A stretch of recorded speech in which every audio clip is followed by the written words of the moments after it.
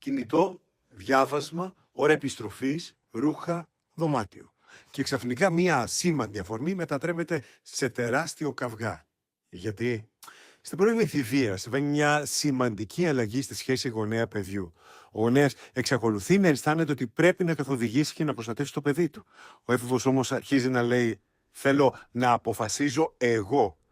Η σύγκρουση λοιπόν συχνά δεν αφορά πραγματικά το κινητό ή το ακατάστατο δωμάτιο. Αφορά το ποιος αποφασίζει και μέχρι πού φτάνει ο έλεγχος του γονέα και μέχρι πού μπορεί να θέσει τα όρια που έχει συνηθίσει να θέτει. Και εδώ μπορεί να δημιουργηθεί ένας φαύλος κύκλος. Ο γονέας πιέζει περισσότερο. Ο έφηβος αντιδρά περισσότερο. Ο γονέας αυστηροποιεί τα όρια. Ο έφηβος κλιμακώνει την αντίδραση. Και τελικά κανείς δεν συζητά πλέον το αρχικό πρόβλημα. Και οι δύο προσπαθούν να κερδίσουν τη σύγκρουση, τη μάχη. Γι' αυτό στην εφηβεία δεν χρειαζόμαστε απουσία όριο. Χρειαζόμαστε όρια που εξελίσσονται μαζί με την ηλικία του παιδιού.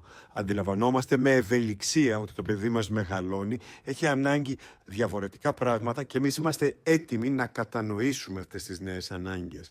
Η ευελιξία είναι αναγκαία και από την πλευρά του γονιού. Ο γονιός δυσκολεύεται να αντιληφθεί ότι το παιδί του μεγαλώνει και να παραχωρήσει περισσότερες ελευθερίες στο παιδί του. Αν δεν το κάνει, πιστέψτε με, το παιχνίδι το έχει χάσει ο γονέας, όχι ο έφηβος. Ο έφηβος έχει περισσότερες δυνάμεις και για σύγκρουση και για καυγά. Και πιστέψτε με, από όλο αυτό το παιχνίδι, χαμένος δεν θα βγει ούτε το ίδιο το παιδί, ούτε ο γονέας, αλλά η μεταξύ τους σχέση. Άρα, ας επαναπροσδιορίσουμε τους όρους, τα όρια και τους κανόνες όσο είναι νωρίς, όσο γίνεται πιο νωρίς. Ο έφηβός μας δεν είναι ένα παιδί που προσπαθούμε με κάθε τρόπο να το ελέγχουμε.